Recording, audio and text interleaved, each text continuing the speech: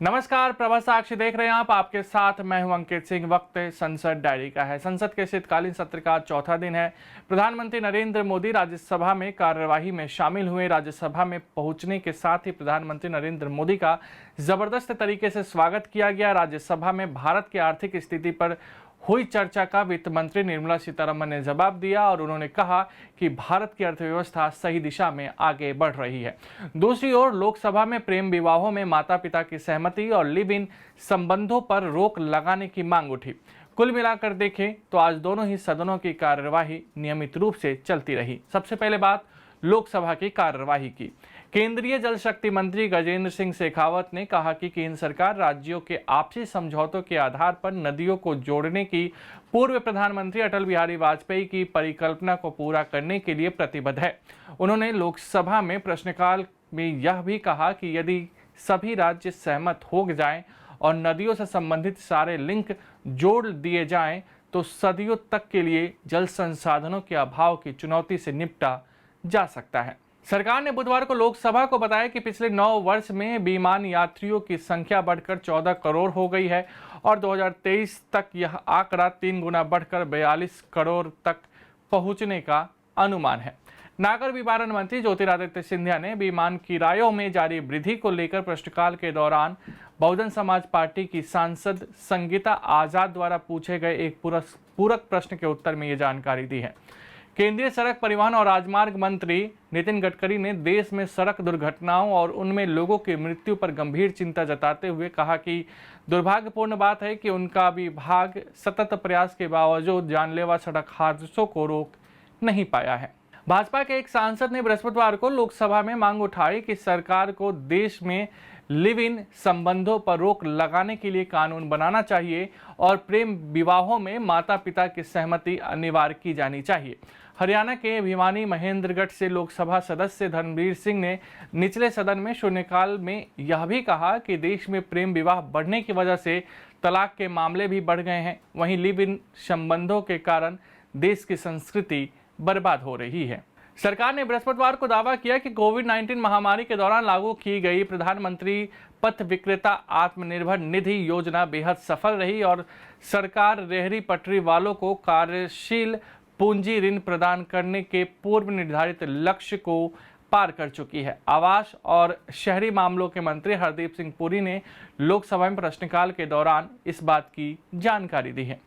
लोकसभा में बृहस्पतिवार को सत्तारूढ़ ने जहां देश के केंद्रीय विश्वविद्यालयों सहित सभी उच्च शैक्षणिक संस्थानों में शिक्षा की गुणवत्ता बढ़ाने और इसे रोजगार परक बनाने की आवश्यकता जताई, वहीं विपक्ष ने इन संस्थानों में अनुसूचित जाति, अनुसूचित जनजाति तथा आदिवासी छात्रों के बीच में पढ़ाई छोड़ने के कारणों की तहकीकात करके इस पर अंकुश और आत्महत्या की घटनाओं पर रोक लगाने के प्रयास किए जाने पर जोर दिया।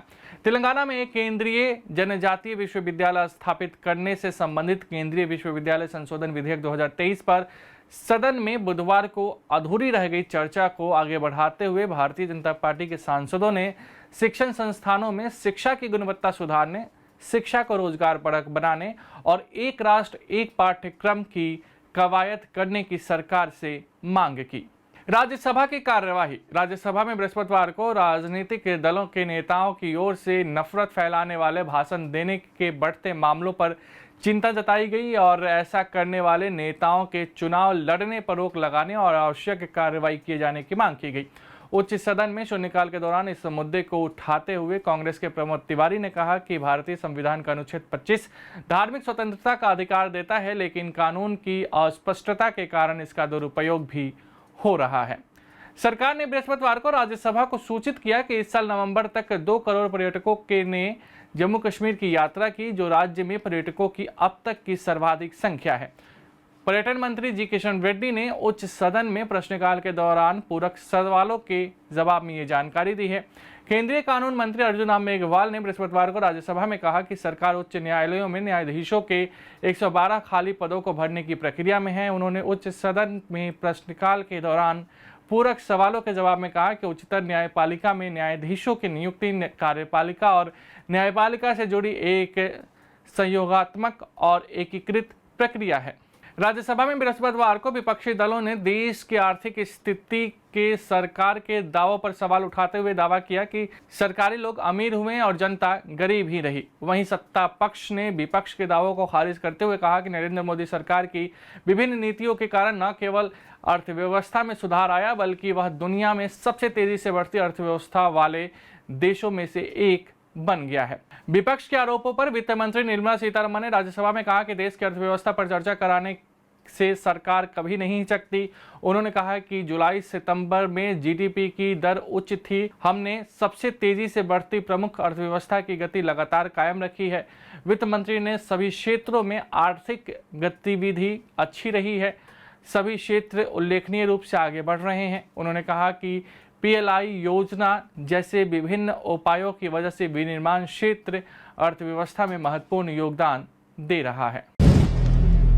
अगर आप भी लेना चाहते हैं देश दुनिया की तमाम जानकारी तो आज ही सब्सक्राइब करें हमारे चैनल को। साथ ही नीचे दिए बेल आइकन को जरूर दबाएं ताकि हर अपडेट आप तक पहुंच सके।